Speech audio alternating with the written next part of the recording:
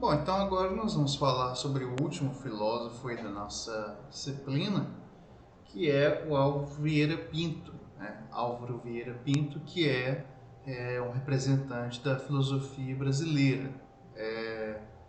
Conforme vocês devem ter visto, né, espero no vídeo, na sessão anterior sobre o problema da filosofia brasileira, na palestra lá do professor Margutti, também no texto do professor Ivan Domingues, a questão da filosofia brasileira é uma questão muito complexa, né, porque a filosofia brasileira, ela, durante muito tempo, ela ainda foi muito, digamos, fragmentada, né? Na época colonial, a rigor, não existia filosofia brasileira, porque a filosofia era luso, né? Luso brasileira, porque o Brasil, a rigor, também não existia, né? O Brasil era colônia de Portugal. E o que nós tínhamos naquela época de modo estruturado, né, que a gente poderia chamar de filosofia, é a filosofia escolástica, neoescolástica, né, dos jesuítas. E que, na verdade, era uma filosofia meio que padrão, né? Era um ensino de teologia, né? A filosofia aí com aquela ideia que vem da Idade Média de que a filosofia seria um auxiliar da teologia, portanto seria uma espécie de serva da teologia, e que era uma coisa padronizada pelos jesuítas, né? A mesma filosofia que era praticada aqui no que a gente poderia chamar de território brasileiro, né? Embora lembrando que era colônia, né? A colônia brasileira da época, era praticada em qualquer outro lugar do mundo, né? Não havia muita diferenciação, né?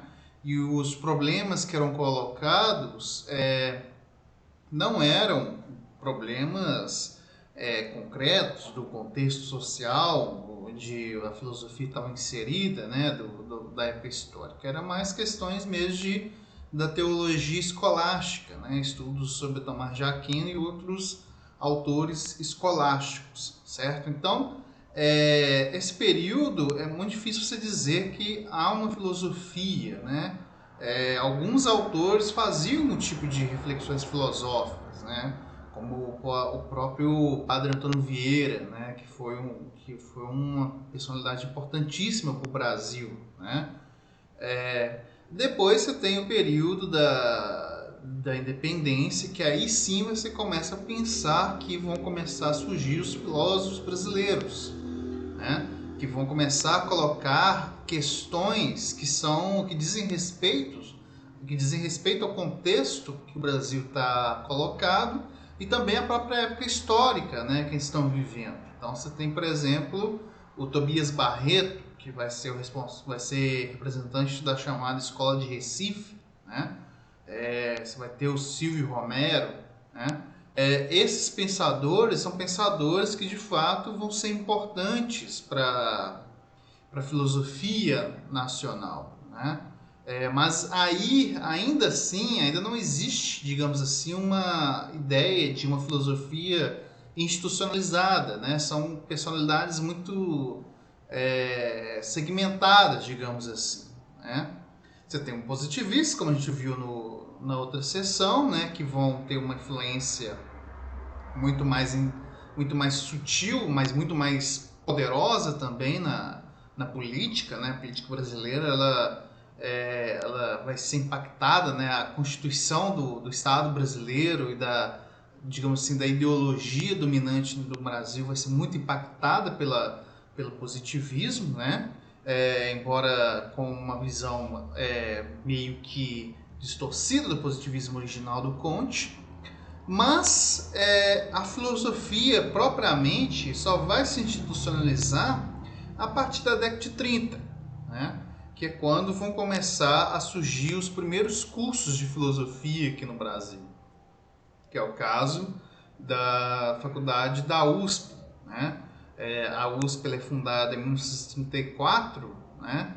E assim que ela é fundada já surge o departamento de filosofia da USP, né? Que é feita através da famosa missão francesa. O que é a missão francesa, né? Para poder fundar a USP, e isso não foi apenas na filosofia, mas também na USP em geral, o governo do estado de São Paulo trouxe professores, né, e pesquisadores da França, né? Então, como não existiam professores universitários aqui no Brasil, porque não existia tradição universitária no Brasil, né? Só para vocês terem ideia, a primeira universidade brasileira ela foi fundada na década de 20, no Rio de Janeiro, né? Que é a Universidade do Brasil. Antes só existiam faculdades, né, isoladas, né? Faculdade, por exemplo, de Direito, Faculdade de Medicina, Faculdade de Odontologia, Faculdade de Engenharia, né? Mas que não estavam articuladas entre elas enquanto uma universidade, né? Essa coisa da universidade, que é algo que existe na Europa desde a Idade Média, né? Desde pelo menos o século XII, XIII, e que na América Espanhola, ou seja, nos países americanos que foram colonizados pela Espanha, é algo que existe desde o início da colonização, né? No Brasil só foi ser constituído no século XX, né? Então, quer dizer, muito tardio, né? Quer dizer, se você for pensar a rigor, as universidades no Brasil elas têm 100 anos de história, né? Então é muito pouco, são muito jovens, digamos assim, né? Então, como não existiam professores para, digamos assim, estruturar essa Universidade de São Paulo, o governo de São Paulo trouxe, através de um programa, né, de colaboração com a França, trouxe professores da França, né, para poder estruturar os cursos da USP, né? E entre esses cursos, o curso de filosofia. Então, a filosofia ela começa, digamos assim, de modo institucional no Brasil, no sentido de que passou a ter professores estáveis, né, que davam aula de filosofia, alunos, né, e revistas, pesquisas, etc, etc, a partir da fundação da USP em 34, tá? Então, o que nesse contexto vai se inserir o Alveira Pinto? O Alveira Pinto ele não é de São Paulo, no caso, ele é do Rio de Janeiro, né, que na época, conforme vocês sabem, o Rio de Janeiro era a capital do Brasil, né? O Rio de Janeiro foi a capital do Brasil até 1961, quando foi transferido para Brasília, né? E o Alveira Pinto, ele se formou em medicina, né? E depois foi para a Europa, foi fazer algumas viagens, né? E quando ele volta, ele passa a interessar cada vez mais por filosofia e passa a dar aulas de filosofia na Universidade do Brasil, né? E aí ele se destaca, né? E por causa desse destaque, ele vai ser chamado para compor uma instituição que vai ser importante naquela época, na década de 50, né? Que é o Instituto Superior de Estudos Brasileiros, ou como a sigla, né? Mais conhecido pela sigla ISEB, né? E o que é o ISEB? O ISEB é uma espécie de instituto de pesquisa que visava articular, né, diversos pesquisadores de diversas áreas do conhecimento, né, economia, sociologia, história, linguística, geografia, né, todas as áreas possíveis do conhecimento, mas sobretudo das áreas de humanidades, né, para poder pensar os problemas do Brasil, para poder pensar um projeto de desenvolvimento do Brasil, né? E por que é isso? Porque o Brasil, nessa época, aí, na década de 50, estava começando a ter um processo mais avançado de industrialização, né? A industrialização no Brasil ela começa para valer com o governo do Vargas, né? Mais ou menos ali em 1935, 1937, quando Vargas começa a construir a siderúrgica nacional, né? Começa a atrair o capital externo para se instalar aqui, né? E nesse período, no começo da década de 50, o Vargas estava de novo no poder, né? Conforme vocês sabem da história. O Vargas ele ficou entre 1930 e 1945, né? Um período aí que é um pouco confuso, né? Porque primeiro ele foi governo provisório, depois ele foi eleito indiretamente, depois ele deu um golpe de estado e virou ditador, né? E depois foi derrubado e depois ele volta em 1950 através do voto, né? Ele é eleito para a presidência da República, dessa vez pelo voto direto, né?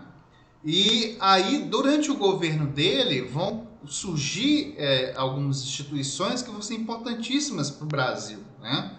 Como, por exemplo, a Petrobras, né? Vai ter a campanha Petróleo é Nosso, né? Que é uma campanha que vai ser coordenada sobretudo por frações da classe trabalhadora e da classe média, né? Que vai exigir a nacionalização da exploração e venda do petróleo, né? É curioso isso por quê? Porque o petróleo, né? Primeiro se dizia no Brasil que o Brasil não tinha petróleo, né? Se vocês lerem ou já tiverem lido um livro do Monteiro Lobato, que é do Sítio do Pica-Pau Amarelo, tem lá um livro que chama O Poço do Visconde, né? Que discute justamente essa questão, né? Sobre o não haver petróleo no Brasil. E o Monteiro Lobato era um cara que foi militante, né? Dizendo que existia sim petróleo no Brasil, né? E que esse petróleo é necessário ser explorado de modo nacional, né? Ele até foi preso, inclusive, pelo próprio Getúlio Vargas, né? Coisas irônicas da história, né? Ele foi preso justamente por defender isso, né? De que o Brasil tinha petróleo e que esse petróleo deveria ser extraído e controlado pelo povo brasileiro, né? Pelo Brasil, né? Então, essa campanha Petróleo é Nosso, ela vai levar à constituição da Petrobras, né? Ali por volta de 1954, se eu não me engano, né? Que é o mesmo ano que o Getúlio Vargas se suicida. Além da Petrobras, tem outras empresas que vão surgir na mesma época, né? Como, por exemplo, a Eletrobras, a Telebrás, né? A Vale, né? Essas empresas vão ser fundamentais, né? Que elas vão ser primeiramente estatais, elas vão ser fundamentais para o desenvolvimento industrial do Brasil, né? E algumas outras instituições governamentais também vão surgir nessa época, como, por exemplo, o BNDES, né, que nessa época ainda não tinha o S, né, era só BNDE, que é o Banco Nacional de Desenvolvimento Econômico, depois passou também com o Sarney a ser Desenvolvimento Econômico e Social, né, e que é uma instituição importantíssima para o Brasil, né, a fundação da CAPES, né, que ela é importantíssima para poder constituir a pós-graduação no Brasil e também a graduação, né? Eu mesmo, por exemplo, fui bolsista da CAPES no mestrado, no doutorado, então grande parte dos professores que hoje dão aula nas universidades do Brasil, sejam públicas ou privadas, esses professores devem, direto ou indiretamente, à CAPES, né? Que tem a função primordial de ter a manutenção das universidades, né? E sobretudo dos programas de pós-graduação, né? Então, dentro de todo esse contexto dessas instituições que vão sendo fundadas ali na década de 50, surge o ISEB, né? O ISEB era mais uma dessas instituições, tá? Quer dizer, qual que era o papel do ISEB? Enquanto essas outras instituições elas tinham um papel, digamos assim, muito de desenvolvimento econômico, de desenvolvimento industrial, né, o desenvolvimento acadêmico, né, universitário, no caso a CAPES, né, o ISEB ele surgiu com a função de fornecer para o governo brasileiro, digamos assim, conhecimentos, né, ou estudos que propiciasse, que municiasse o governo para poder lidar e resolver os problemas que o Brasil tinha, né? Os problemas da questão econômica, os problemas da questão universitária, os problemas da questão industrial, né, etc. Né? Você pode pensar que o Brasil naquela época era muito diferente do que o Brasil hoje, né? Se você considerar, por exemplo, que mais de 60% da população, chegando a 70% da população, era analfabeta, né? Quer dizer, hoje o analfabetismo no Brasil ainda é alto, né? Cerca de 13%, 15%, né? Mas muito menor do que naquela época, né? Mesmo o nível de pobreza do Brasil é menor, né? A maior parte da população brasileira naquela época vivia no litoral, né? porque não existia Brasília, né? Então, por exemplo, aqui mesmo Mato Grosso, a região de Novo Mutum era floresta praticamente, né? Então, a sociedade brasileira era muito pouco desenvolvida, digamos assim. E todas essas estruturas que foram sendo criadas pelo governo na época visavam justamente trazer esse desenvolvimento, né? Trazer industrialização, trazer o fim da desigualdade, trazer o fim do analfabetismo, a melhoria da qualidade de vida dos brasileiros e etc. Esse movimento, né, que visava o desenvolvimento nacional, ele passou a ser conhecido pelos autores, né, pelos historiadores, pelos estudiosos em geral, como um movimento desenvolvimentista, tá? Ou o nacional desenvolvimentismo, ou seja, a ideia do desenvolvimento nacional, de fazer com que o Brasil saísse da sua condição de subdesenvolvimento, né, de país atrasado, né, e entrasse numa rota de desenvolvimento industrial, desenvolvimento econômico, desenvolvimento cultural e acadêmico, né, tecnológico. O período certamente áureo desse processo aí é o governo JK, né? Embora tudo isso tenha sido feito, essas bases tenham sido feitas pelo governo do Getúlio Vargas, né, antes dele se suicidar, o salto mesmo que vai acontecer é com o governo JK, porque aí você vai vir as metas, né, que o JK tinha aquela ideia de crescer 50 anos em 5, né, que é justamente isso, né, que construiu Brasília, trouxe as indústrias de automóveis para o Brasil, abriu rodovia, né, pelo país inteiro, né, construiu universidades, é isso, basicamente, né. Então, o Nacional Desenvolvimentismo alcançou, digamos assim, o ápice dele com o Juscelino Kubitschek, embora de um desenvolvimento que dependesse do capital externo, né, que eram multinacionais que vinham aqui para o Brasil, né, mas que teve um papel também predominante e fundamental do Estado, né, só você pensar a questão da construção de Brasília, né, que vai ser importante a construção de Brasília para interiorizar o Brasil, né. A partir da construção de Brasília que o interior do país, que até aquela época, né, durante 6 séculos, tinha sido ou ignorado ou desconsiderado, o interior do Brasil começou a ser ocupado, né, começou a ter um desenvolvimento diferente, um desenvolvimento, de certo modo, próximo do que era da população litorânea, né. Então, o Alveira Pinto ele é chamado para compor esse instituto, o ISEB, né? E qual que seria a função do Alveira Pinto lá, né? Dando essa instituição com historiadores, com economistas, com sociólogos, com antropólogos, com geógrafos, né? E um monte de gente, né? A função dele, enquanto filósofo, né? Que ele ia ocupar o quadro de chefe do departamento de filosofia, era coordenar os diversos pesquisadores. Por quê? Porque isso, inclusive, que a gente vai ver, né, que ele vai falar no texto dele sobre a ideologia nacional, ideologia e desenvolvimento nacional, que as várias áreas do conhecimento, elas muitas vezes estão segmentadas, elas estão focadas apenas na pesquisa delas, que é uma pesquisa limitada. Então elas perdem a visão do todo, né?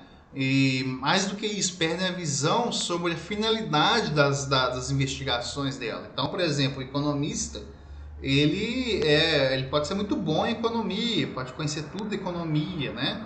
Mas ele, enquanto um especialista, ele muitas vezes vai perder a dimensão da totalidade, né? Da totalidade social, de outros aspectos que vão para além da economia, né? E também ele muitas vezes vai perder a ideia da teleologia, ou seja, do porquê que ele está fazendo aquilo, para quê, né? Qual que é a finalidade daquela ação dele, né? Então nisso vai entrar o filósofo como uma espécie de articulador geral do conhecimento, tá? Então o papel do Alveira Pinto vai ser justamente esse, de articular os vários saberes, né, que estão sendo colocados ali, para pensar o desenvolvimento nacional, né?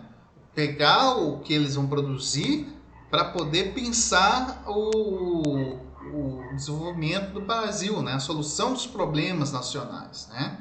Agora, é importante a gente considerar que o ISEB ele não era uma espécie de universidade, ele não tinha, digamos assim, cursos, né? Esses caras eles estavam lá na qualidade de pesquisadores, eles podiam até dar palestras, dar aulas, né? Mas não era essa a função principal. A função principal era de pesquisa, né? De certo modo, ainda existe institutos desse tipo, né? No Brasil, você tem instituições que são assim, por exemplo, a Fundação Getúlio Vargas, né? A FGV, ela é mais ou menos esse aspecto, né? De ser um instituto de pesquisa, né? Primariamente e secundariamente de ensino, né? Não é uma universidade, né? Então, o ISEB, ele vai ter uma vida curta, né? Ele vai surgir em 1955, um ano depois que o Getúlio Vargas comete suicídio, e vai durar cerca de 9 anos, porque em 1964 vai ter o golpe de Estado, né, dos militares, e o ISEB ele vai ser fechado e vai ser queimado, né, vai ser destruído, né? E o Alveira Pinto, infelizmente, ele vai ter que ir pro exílio, né? E aí ele vai pro exílio na Iugoslávia, ele vai pro exílio no Chile, onde ele trabalha a convite do Paulo Freire, né? Dando palestras sobre questão de educação de jovens e adultos, que até tem um livro dele muito bom, que é 7 lições sobre educação de jovens e adultos, né? Que é um livro que inclusive fomentou as bases do pensamento do Paulo Freire, né? A ponto do Paulo Freire considerar que o Alveira Pinto é o mestre dele, né? E depois ele acaba voltando no Brasil, ali no meados da década de 70, só que ele não pode dar aula, né? Porque ele foi caçado, ele não pode publicar livros, então ele fica numa espécie de ostracismo, né? Digamos assim, ou seja, ele não pode fazer muita coisa, né? E assim ele vive até morrer na década de 80, né? Meio esquecido, né? Mas ele lega muitas obras importantes, além dessa que a gente vai ler, né? Que é esse texto, ele foi o texto da aula inaugural do ISEB, né? Ou seja, quando o ISEB estava sendo inaugurado em 55, eles chamaram o Alveira Pinto para poder fazer, né, a palestra inicial. Ele também lega outras obras importantes, como 7 lições, né, que eu já disse, mas também um livro muito importante, que é o Conceito de Tecnologia, né, que é em 2 volumes, que ele analisa a questão da técnica, né. Bom, então, de modo geral, introdutório, a questão sobre o Alveira Pinto, né, vai ser essa, né. A visão que ele vai dar para a filosofia é uma visão que vai ser diferente da que vai predominar na USP, vai predominar depois na filosofia brasileira, né? Que não vai ser uma visão simplesmente de leitura de textos, comentário de textos, né? Vai ser uma visão de usar a filosofia para solucionar os problemas do país, né? E isso que a gente vai ver no próximo vídeo aí, em que eu vou pegar o slide, né, que está disponível para vocês, beleza?